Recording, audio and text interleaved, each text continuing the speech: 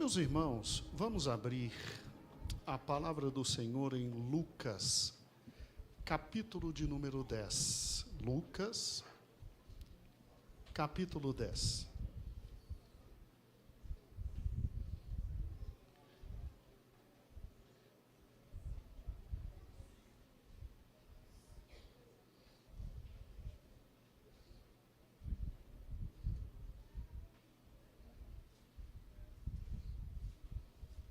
O pastor Isaac daqui a pouco estará tendo mais um irmãozinho ou irmãzinha.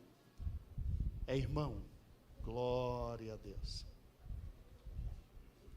E nós queremos abençoar todas as meninas aqui da igreja que estão grávidas.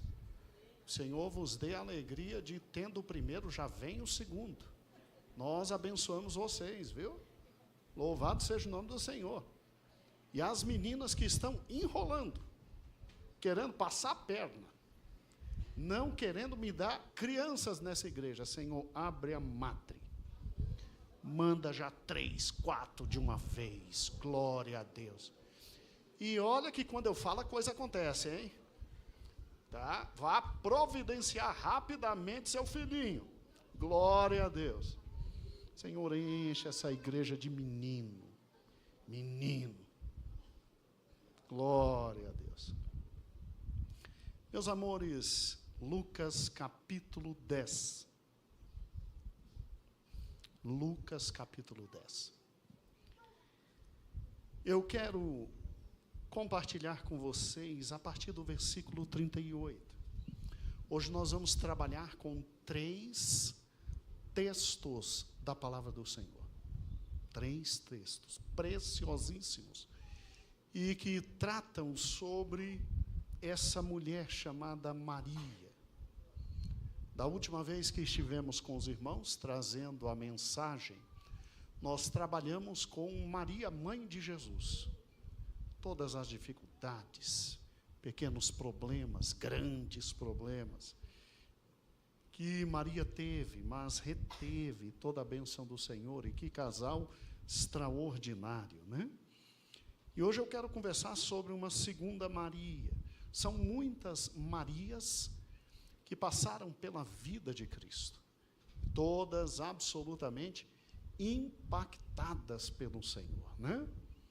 Então, obrigado, meu amado pastor.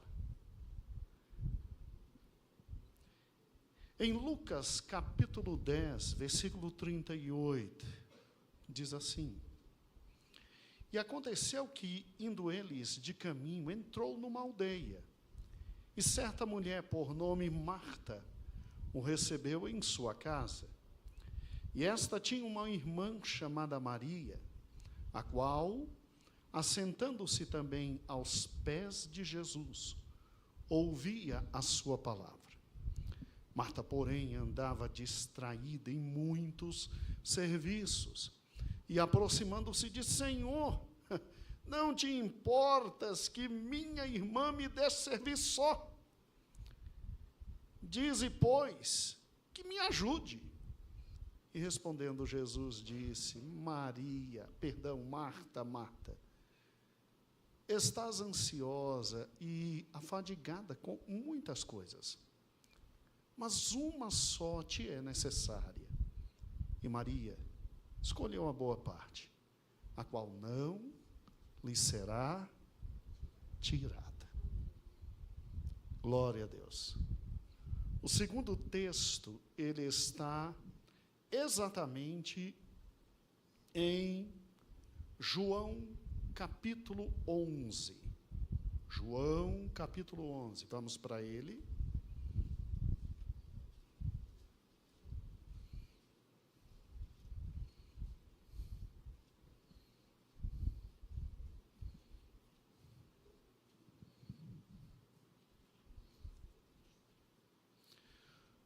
O segundo fato registrado sobre essa mulher é um momento muito difícil na vida dela, em que o irmão dela morre. E o texto é bastante conhecido, mas eu desejo, com os irmãos, ler João capítulo 11. A partir exatamente do versículo de número 28. João 11, 28. E dito isso, partiu e chamou em segredo a Maria, sua irmã, dizendo: o mestre está aqui e chama-te. E ela, ouvindo isso, levantou-se logo e foi ter com ele. Ainda Jesus não tinha chegado à aldeia, mas estava no lugar onde Marta o encontrara. Vendo, pois, os judeus que estavam com ela em casa e a consolavam, que Maria apressadamente se levantara e saíra, seguiram-na, dizendo: vai ao sepulcro para chorar ali. Tendo, pois, Maria chegado onde Jesus estava e vendo, lançou-se aos seus pés e dizendo: Senhor, se tu estivesses aqui, meu irmão não teria morrido. Vamos agora, por gentileza, ao terceiro capítulo, que é Marcos, capítulo de número 14. Marcos 14. Em Marcos 14 temos aquele momento lindo, bonito, maravilhoso, em que Jesus está comendo e uma mulher chega e simplesmente derrama sobre ele um unguento preciosíssimo. É o jantar ali em Betânia. Marcos 14, versículo 3 diz: e estando ele em Betânia, sentado à mesa, em casa de Simão o leproso, veio uma mulher que trazia um vaso de alabastro com unguento de nardo puro e de muito precioso valor, e quebrando o vaso, lhe derramou sobre a cabeça. Senhor Jesus, cá estamos nós com a tua palavra, e o nosso coração se alegra muito por esta noite poder dividir com teu povo aquilo que tu colocastes em nossa alma.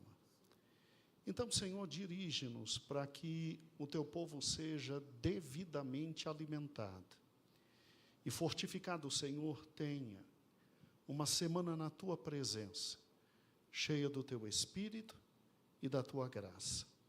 É o que nós te pedimos e desde já gratos te louvamos. Amém e amém. Sente-se abençoado. Sente-se abençoado. Amados irmãos, quando nós olhamos para esses 3 trechos da palavra de Deus, e que veremos, o último é complementado por João, e diz o nome dessa mulher chamada Maria.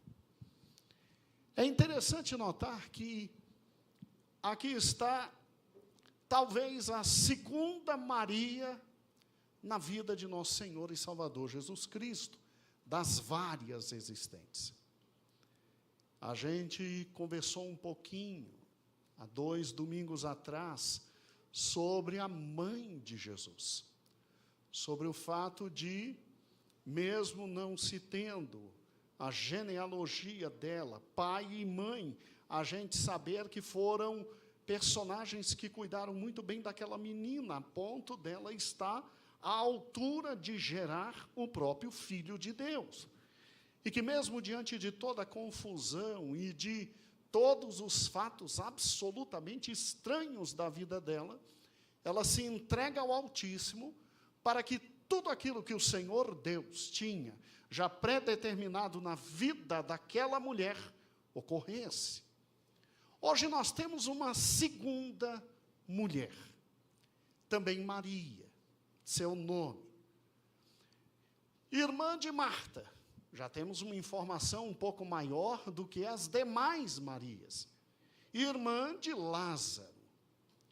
mulher absolutamente simples, de uma comunidade que ficava no máximo entre 11 a 13 quilômetros ali de Jerusalém. Por isso que toda vez que Cristo descia a Judeia, ele fazia questão de ir na casa dessa família. Por quê? Por uma razão simples.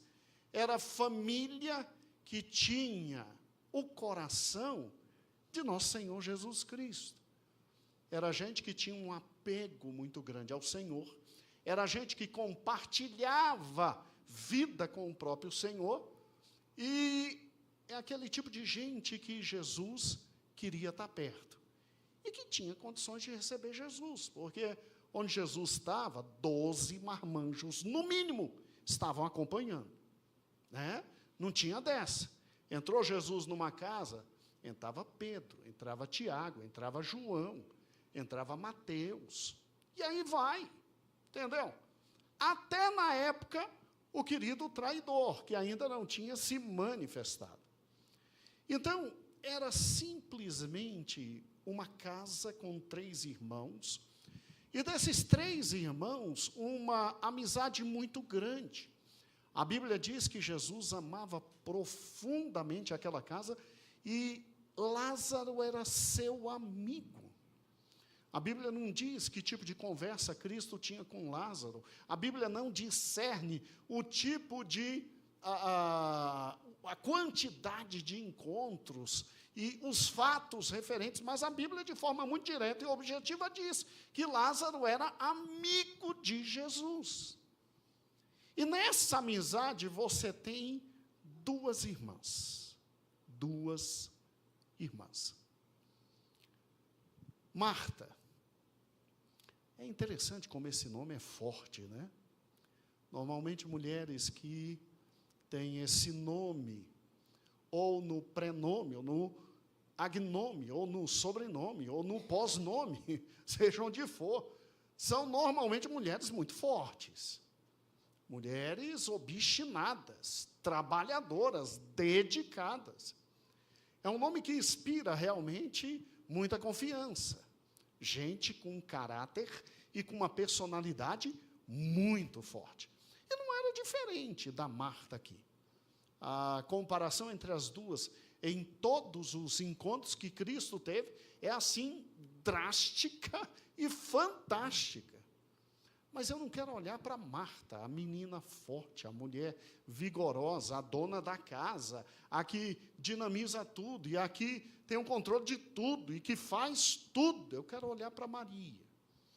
Essa personagem um pouquinho mais apagada do que Marta. Uma mulher um pouco mais simples. Uma mulher de tratos simples. Uma mulher de vida simples. Uma mulher que é muito mais companheira que dona. Aquela menina que, de repente, é um pouco mais distraída, de repente, é um pouco mais, como diríamos hoje, voadora, tadinha. Né? Assim, meio zen nada na cabeça, está compreendendo? Assim, muito tranquila, assim, muito, mas muito tranquila mesmo. Tão tranquila que Jesus está na casa de Marta, e a peça rara da Maria está onde? Aos pés de Jesus, curtindo o ensinamento, na vibe de Cristo. Entendeu como é que é? De boa, tranquilo. A irmã morrendo de trabalhar, a irmã se acabando na cozinha, a irmã arrancando os cabelos, porque talvez a lasanha romana não estava saindo, está compreendendo? Talvez o estrogonofe judeu não estava no ponto. Alguma coisa estava acontecendo, que Marta estava nas tamancas. E as irmãs sabem como é essa situação. Você agoniada, você morta, você nas tamancas, tudo mais ou menos dando certo. É uma forma eufemista ou bonita de dizer que estava tudo mais ou menos dando errado. Está entendendo? E a lerda, de boa, dormindo, assistindo, sem nada, ali absorta, absolutamente apaixonada pelas palavras de Cristo. Porque vamos ser francos. Quem conseguia ouvir Cristo e não ser por Ele atraído? Quem conseguia ter a capacidade de, ouvindo o mestre, simplesmente lhe virar a cara? Não, de maneira alguma.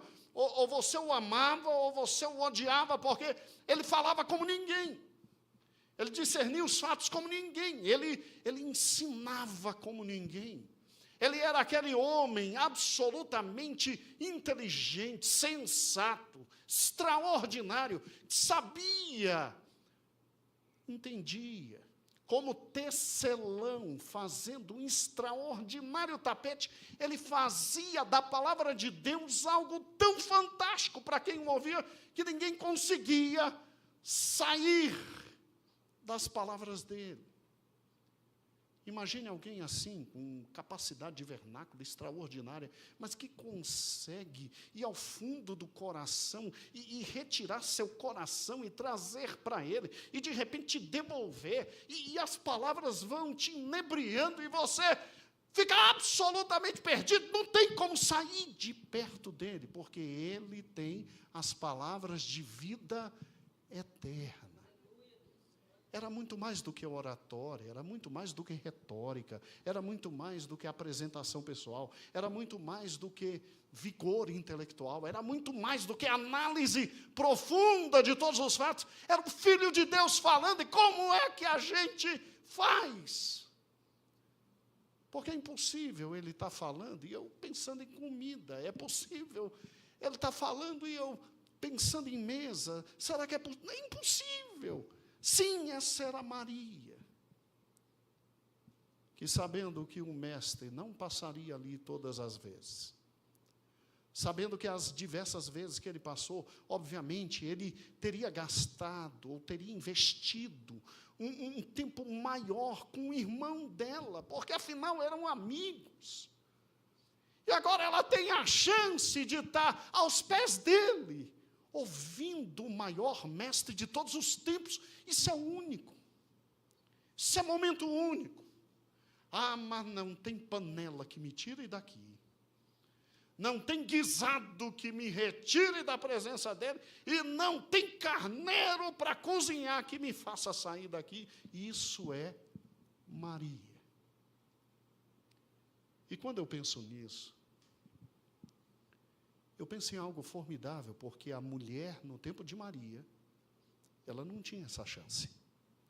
Se você fosse para a grande escola teológica de Hillel, ou de Shammai, as duas grandes universidades judaicas na época, o conhecimento era restrito a homens. Mulher, para estar lá dentro, segundo os estudos, ou o pai era riquíssimo a ponto de pagar e comprar vaga mesmo, e ela está por lá, só que ela ainda tinha que assistir às aulas lá fora, não é aqui dentro, é lá fora, está entendendo? E o pai pagando alto, e gente, está na minha casa, o mestre dos mestres, e ele deixou ficar sentado aos pés dele, e me deixou ouvir aos quintos, panelas, aos quintos, fogão.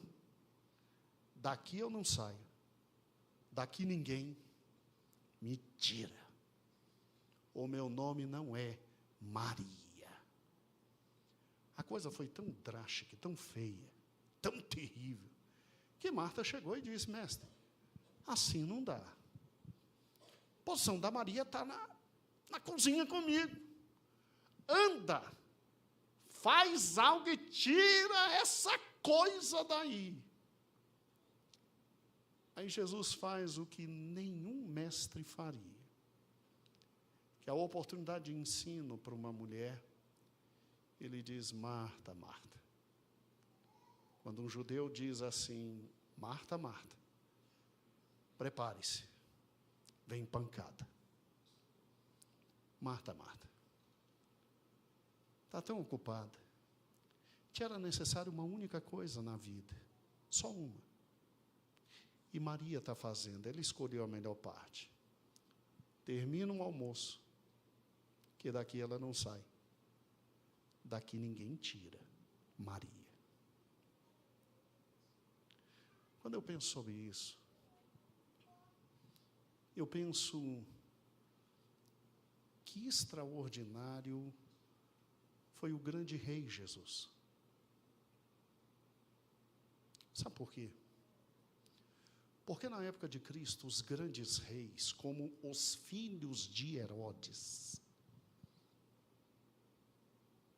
para estar aos pés de um, ouvindo alguma coisa, era necessário você ser da classe mais alta possível. E a gente tem o dono do universo, o rei do mundo, permitindo que pessoas estejam aos seus pés, independente da classe, independente do sexo, ouvindo as palavras de vida eterna. Mas pastor, Marta estava trabalhando para Cristo, estava. Marta tem sua dignidade, tem.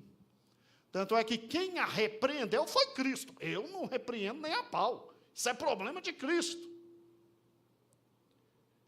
Mas é interessante que, se você parar e pensar, o primeiro texto está no início / meio da vida ministerial de Cristo.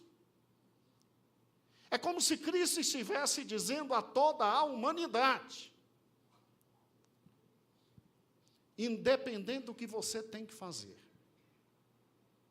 independente das obrigações que te cercam, independente das contas que terão que ser pagas essa semana, independente do correr e do dia a dia, porque comida é dia a dia, fogão é dia a dia, panelas, dia a dia, e isso é sobrevivência, independente de qualquer coisa. E mesmo que isso esteja sendo feito para mim, antes de qualquer coisa, eu não quero trabalho teu, eu quero intimidade. Eu quero você aos meus pés, ouvindo a minha voz. Nós temos um Deus que ama nos ensinar. Nós temos um Deus que ama falar conosco. Nós temos um Deus que ama abrir e revelar seu coração e seus mistérios. E o que Ele mais quer no nosso dia a dia. Até mesmo nós que estamos absolutamente dedicados à obra do Senhor, nós temos que tomar cuidado com isso. Porque antes de se dedicar completamente à obra do Senhor, à realização, ao ministério, Deus quer intimidade.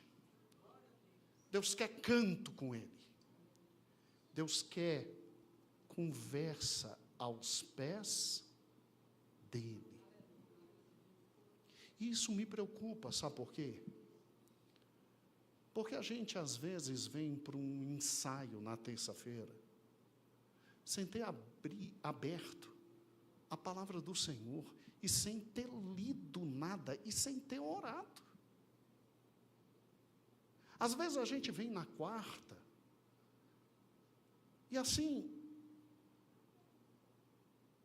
chega, aí faz, aí ensaia e some. Às vezes vem no sábado, ensaia e tá. Às vezes vem no domingo à noite, como se viesse para mais um lugar, ou porque não há outra opção, ou porque, poxa, é bom. Ruim é quando só vem aos cultos, quando tem que fazer alguma coisa, porque se não tem que fazer, nem pisa o pé.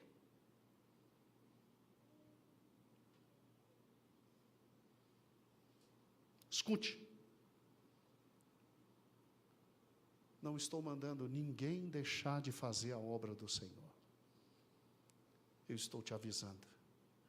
Há um Deus que antes da ação e da obra dele, ele quer que você tenha intimidade com ele. Há um Deus que, independente de eu e você trabalharmos 6 da manhã, e aí tem que acordar 4, para poder fazer a comida, e de repente botar a linda quentinha, e ir correndo, e aquilo se esquenta meio-dia, mais ou menos assim, e engole-se de qualquer jeito, e aí terminou o dia, chega em casa e cai numa cama e acabou, e o outro dia é a mesma coisa. Ele diz, olha, que bom que você tem força para isso. Mas isso é o teu dia a dia.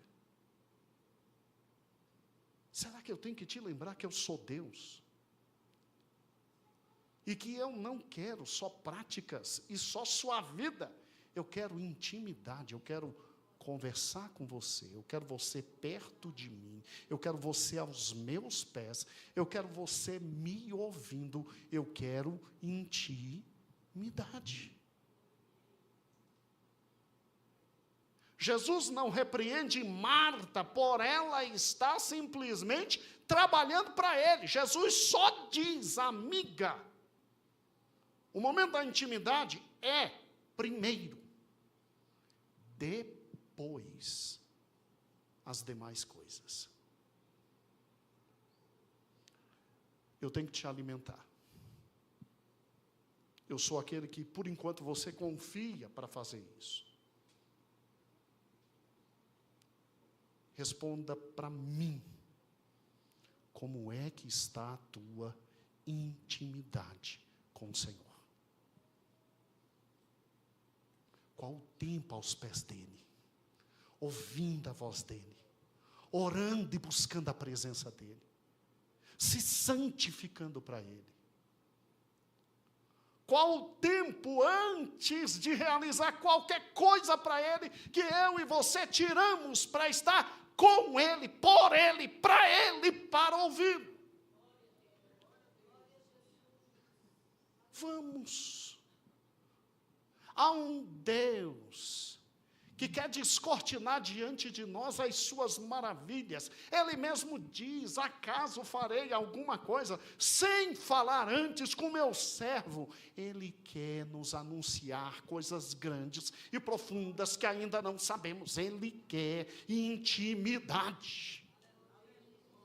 E é interessante que esta mulher, que promove uma vida de intimidade com ele, que antes de qualquer coisa, quando ela tem chance, ela deixa tudo para ouvi-lo, para estar aos pés dele, para se encantar com ele, para amar cada palavra que ele diz, para sorver cada palavra que ele diz, para introduzir na alma tudo o que ele fala, porque ele vai falar e daqui a pouco ele vai embora. E ele só vai voltar muito tempo depois. Eu e você, a gente tem a palavra dele escrita. E a gente pode comer isso todo dia. E a gente pode falar com ele todo dia. A gente pode, junto com ele, conversar todo dia. Lembre-se de hoje cedo. Tomé olha para ele e diz, eu não acredito, não acredito. Aí Jesus diz, vem cá, toca aqui, toca aqui. Você está acreditando? Pois é, beleza. Mais bem-aventurado do que você é quem nunca me viu e vai acreditar.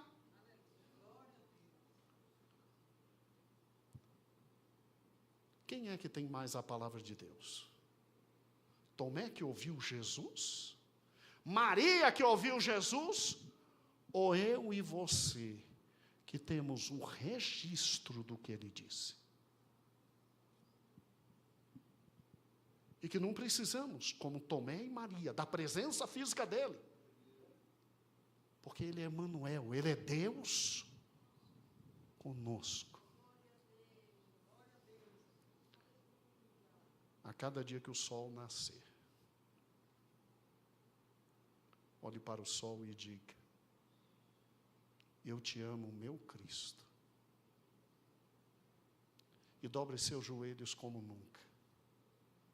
e fale com ele como se fosse a última vez. E abra a palavra dele e permita que a palavra dele fale contigo como se fosse a última vez. E te entregue à intimidade, porque na vida é fundamental nós termos intimidade. Daí termos que estar aos pés do Senhor Jesus, num local mais seguro na face da terra do que estar aos pés dele. Aos pés dele.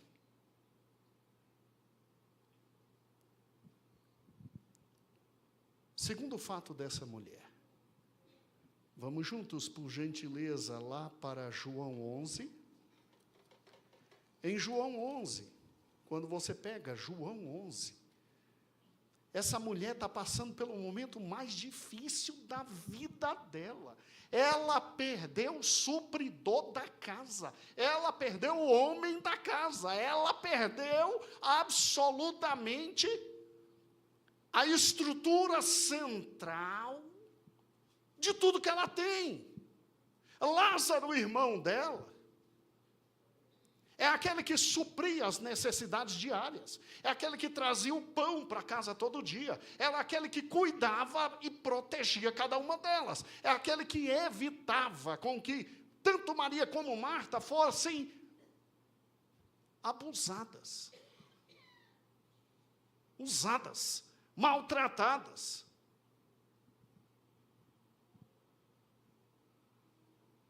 E o homem morreu. Para que você entenda o que ela passou, qual é a pessoa que você mais depende na vida?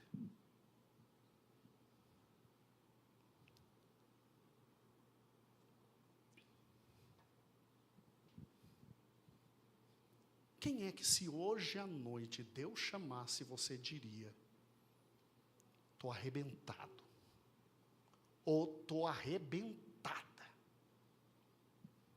Para que você compreenda o que aconteceu no coração dessas duas, é simples. Imagine que hoje o Senhor te toma a pessoa mais importante da tua vida. Alcancei meu objetivo. Há uma inquietude. Casais começaram a se abraçar um pouco mais. Gente que estava até distante chegou mais perto. Entenderam o que eu estou falando. Ela perdeu a estrutura.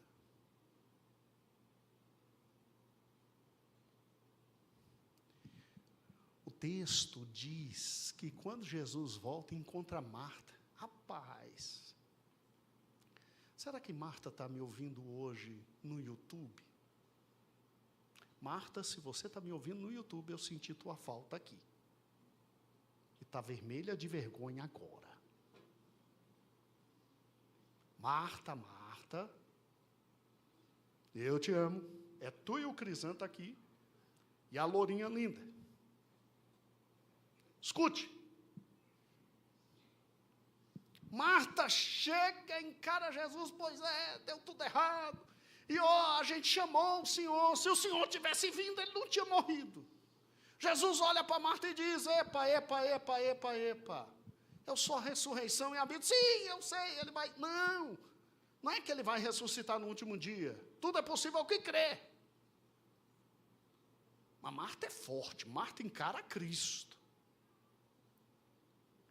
Maria, versículo 32 de João 11, ela simplesmente, quando Jesus chega, ela chega perto dele, e ela vendo, ela se lança aos pés dele, e ela diz: Senhor, se tu estivesse aqui, meu irmão não tinha morrido. Quando Maria se lança aos pés do Senhor Jesus, a Bíblia diz que Jesus treme de cima a baixo. Ele é tomado por uma compaixão extrema e ele começa a chorar.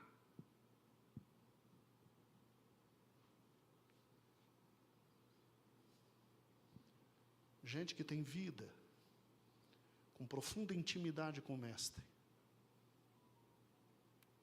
no momento da dor e do sofrimento, faz o próprio Deus tremer e chorar.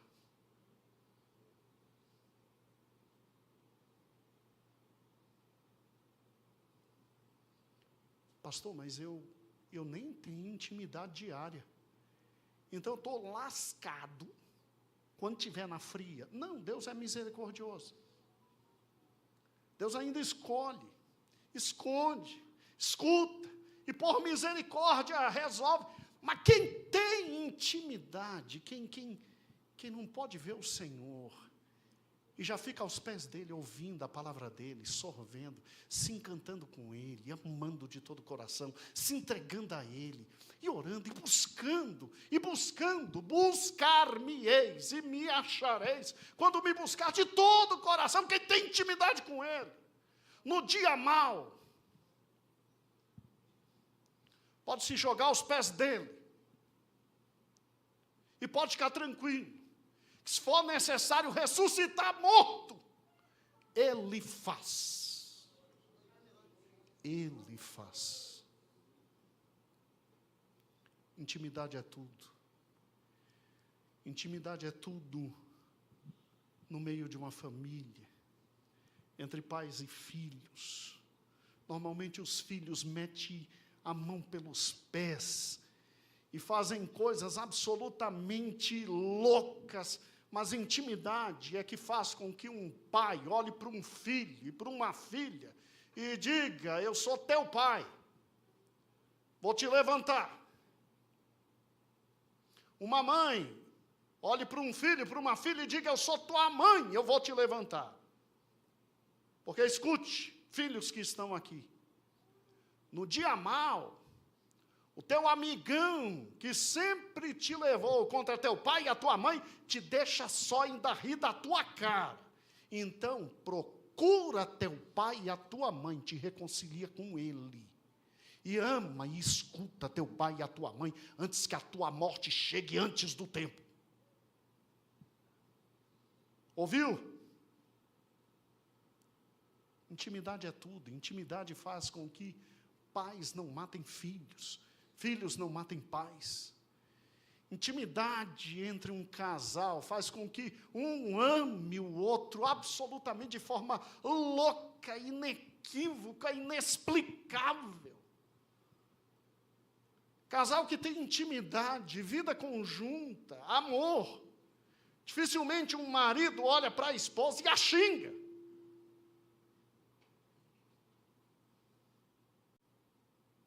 Dificilmente a esposa olha para o marido e o maltrata. Quiçá levantar a mão, hein? Quiçá levantar a mão. Isso é covardia. Covarde. Você que já levantou a mão para a tua esposa, você é um covarde.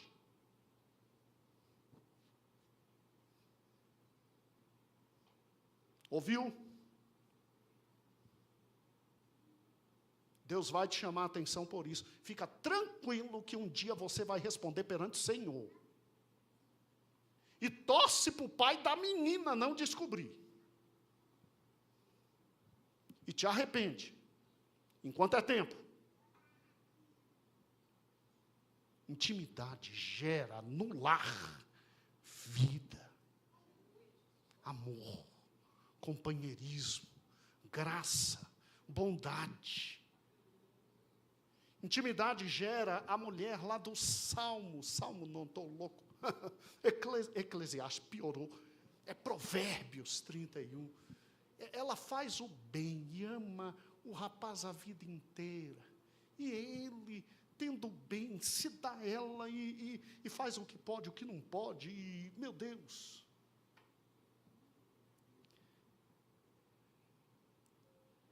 Intimidade gera todo benefício. Agora, intimidade com Deus. Sabe o que é você estar junto com o Altíssimo, aos pés dEle. E até no momento de maior angústia da sua vida, quando você terá que passar pelo vale da sombra e da morte, você não tem intime, porque você tem intimidade.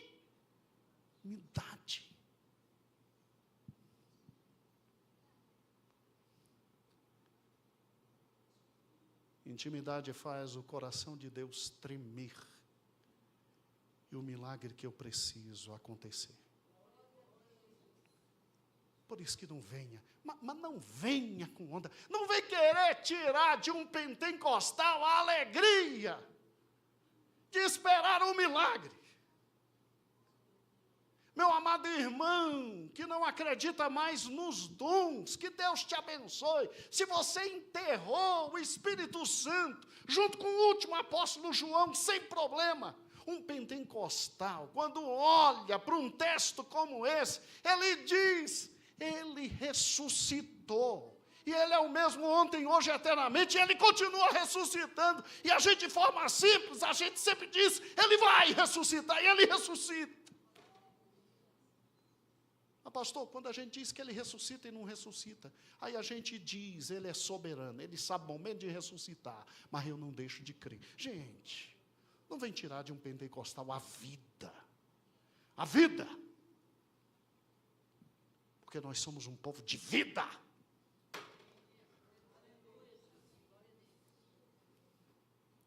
Não sou eu que falo agora. O Senhor manda dizer a vocês, que é para vocês estenderem as mãos, expulsarem demônios, repreenderem enfermidades em nome dEle, que Ele fará. Não sou eu que falo. Agora sou eu que falo. Gente, intimidade. Intimidade. Intimidade dia a dia provoca nos momentos mais difíceis da existência a resposta do Altíssimo à intimidade. E só podia ser com uma mulher, né? Gente, intimidade gera, nos momentos de felicidade, a mais linda, a mais expressiva, a mais graciosa, a mais profunda gratidão, o mais profundo louvor. Essa mulher não poderia terminar a vida dela de vida aos pés do Senhor Jesus, porque quem é Maria? Maria é essa mulher que vive aos pés do Senhor Jesus. Sem o que está exatamente em Marcos 14. Marcos 14 diz, vá comigo rapidamente, diz que Jesus estava indo para onde? Para a morte. Marcos 14 diz que Jesus estava indo para onde? Para o Calvário. Marcos 14 diz que Jesus está indo para onde? Para a crucificação.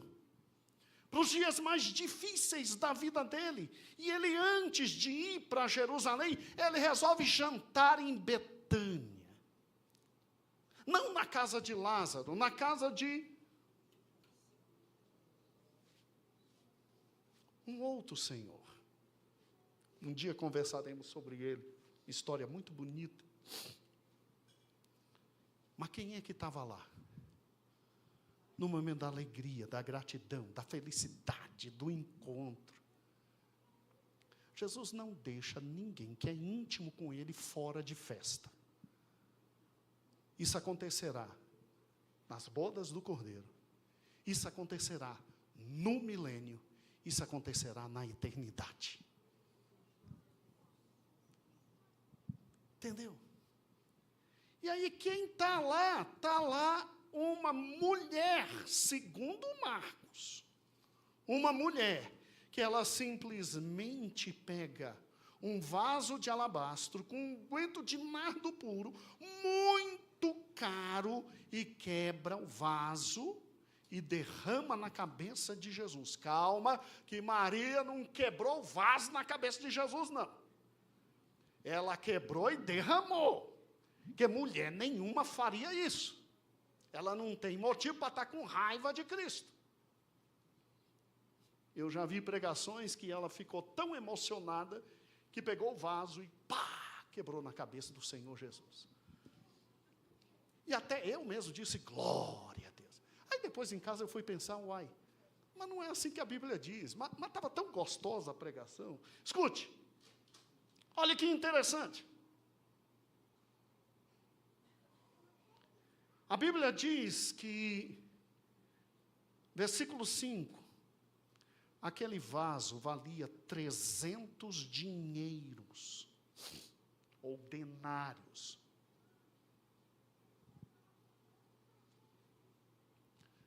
Você sabe o que é o denário?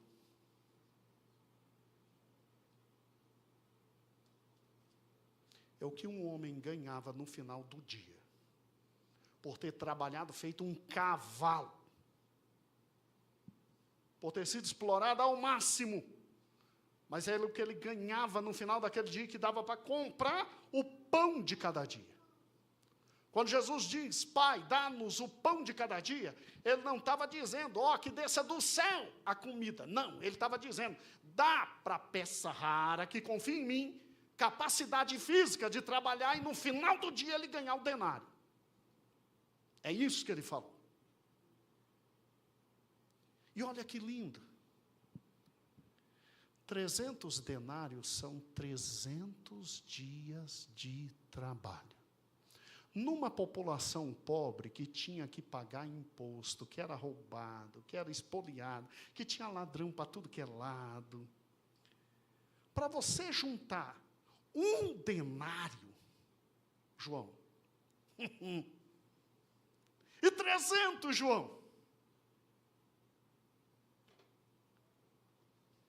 normalmente as meninas, daí porque a gente sabe que Maria não era casada nem desposada.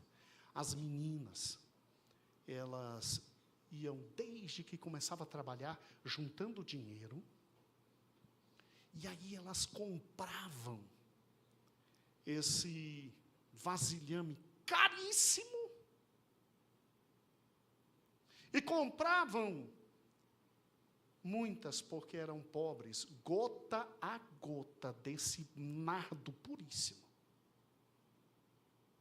Gota a gota. E aí ela ia juntando, aí no dia do casamento, ela pegava, depois que o marido entrava, aí ela pegava esse aroma fantástico, derramava sobre ela, como sinal de amor e devoção a ele.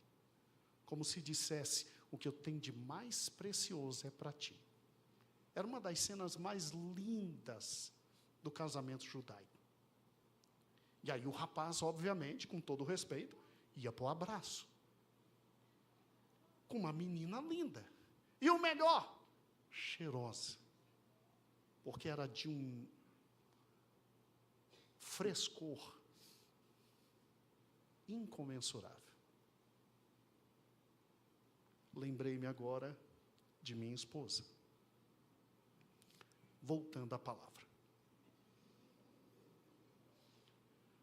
Aqui não diz que era Maria, pastor. Ótimo. Então vá comigo, por gentileza, para João, capítulo 12. Vamos rapidinho. João 12. João, capítulo 12. Versículo de número 3. É a mesma passagem histórica, Rafael. E no versículo 3 diz assim, então Maria, precisava dizer que Maria era? Não, porque numa festa daquela só podia estar a irmã de Marta e Lázaro. Era Betânia. Então Maria, tomando uma libra de unguento, de nardo puro, de muitíssimo preço, ungiu os pés de Jesus e enxugou os pés com os seus cabelos. E encheu-se a casa do cheiro do unguento.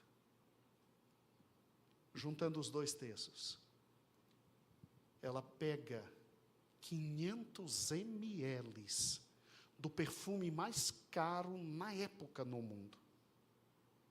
Ela quebra, ela derrama na cabeça de Cristo.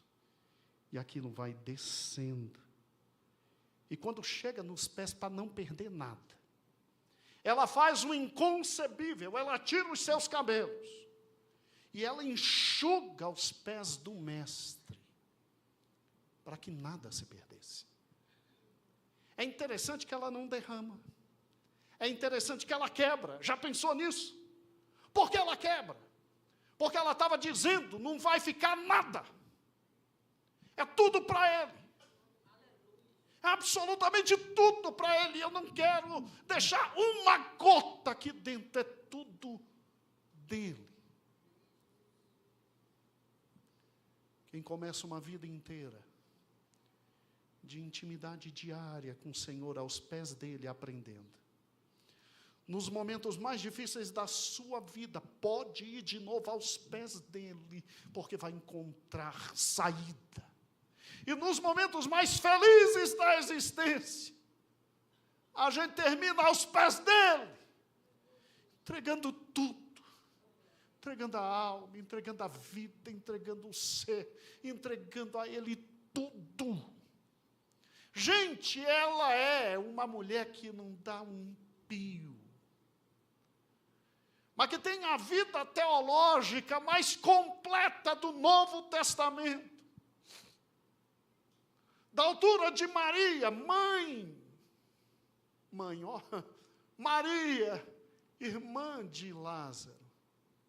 Só um homem chamado apóstolo Paulo, que depois que esteve aos pés de Cristo, nas dificuldades, aos pés de Cristo estava e era sustentado, e entregou sua vida como aroma suave, cheiro agradável ao Senhor Deus. Você acha que é qualquer louvor que a gente vai entregando para Ele, que Ele aceita? Você acha que é qualquer música tocada de qualquer jeito que o Senhor aceita? Você acha que é vindo na casa dele de qualquer forma, e entrando de qualquer forma, se apresentando de qualquer forma, e falando de qualquer forma, que a gente está louvando a Deus e é recebido?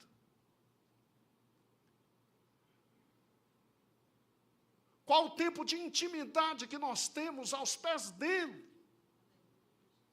Dia a dia, ano a ano.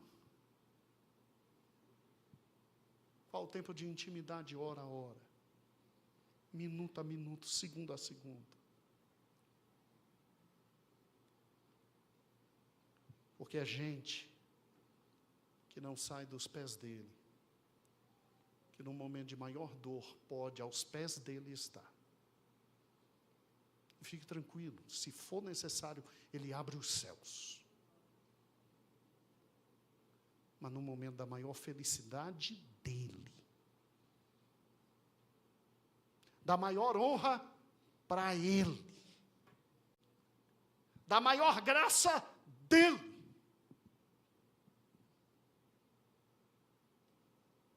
é gente desse tipo que está perto. E olha para a vida e diz, o que ele fez por mim é incomparável.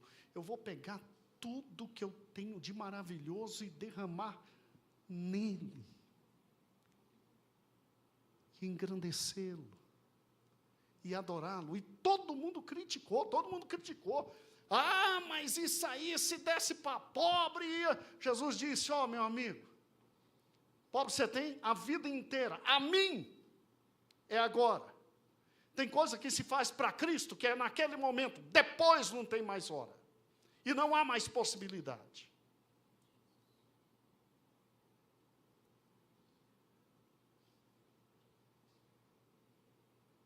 Adoração é aos pés dele.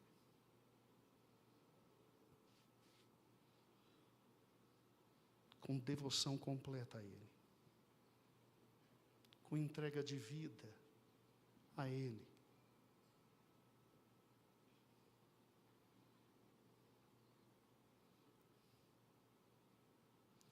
Existindo em forma de Deus, não usurpou ser igual o quê? Mas pelo que Deus o exaltou o quê? E deu a ele um nome que é sobre todo nome, para que ao nome dele se dobrem todos, absolutamente todos os joelhos ficarão aos pés dele.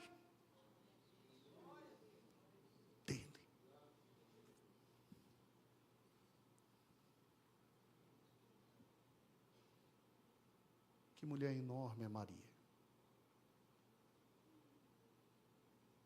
Eu não sei você, mas o lugar mais seguro para se estar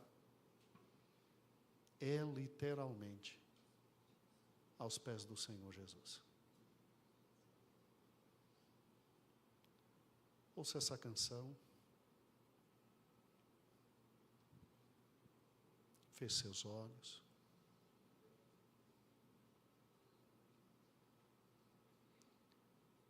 E como Maria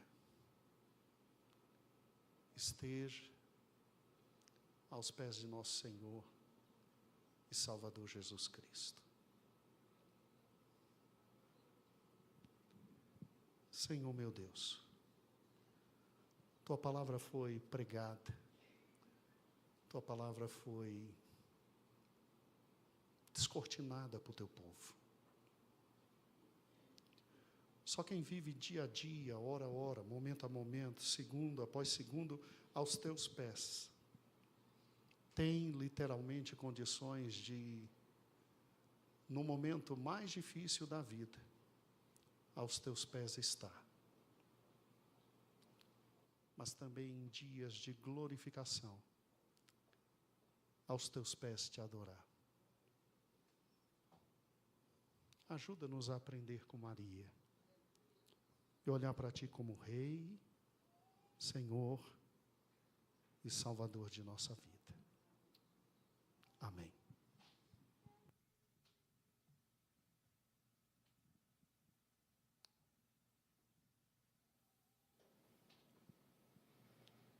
A paz do Senhor, irmãos. Amém?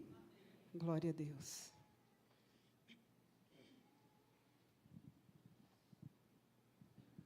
Aleluia, Jesus.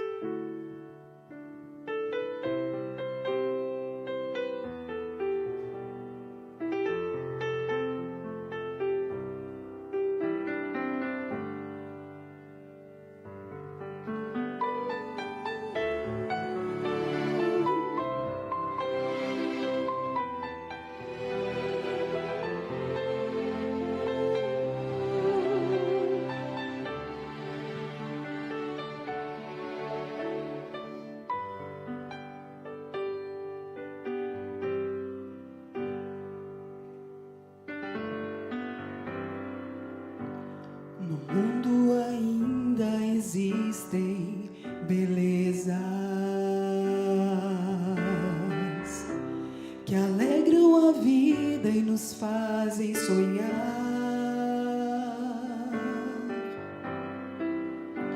Recantos felizes da natureza, onde qualquer ser humano gostaria de estar.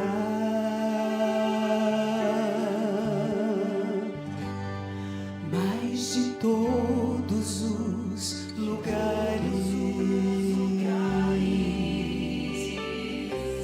o mais bonito, inspirador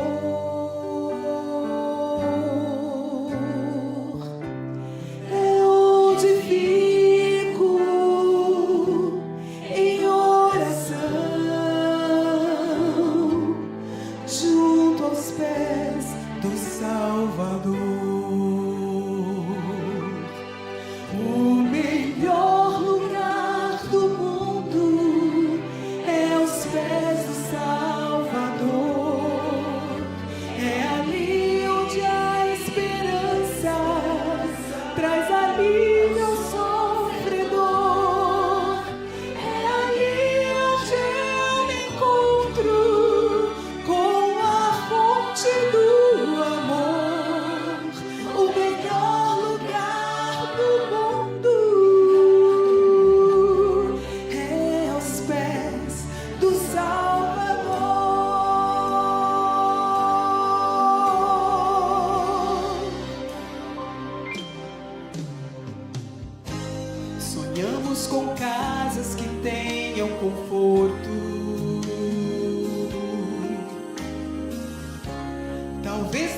encosta com vista pro mar, mas as maravilhas não fazem sentido se Cristo não está no primeiro lugar.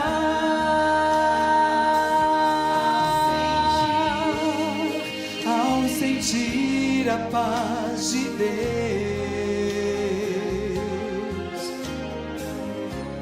seu poder e amor profundo, eu posso estar onde for.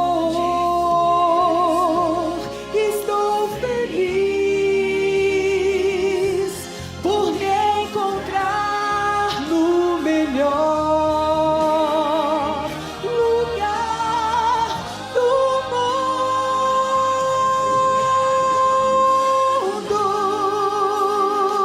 O melhor lugar do mundo é aos pés do Salvador.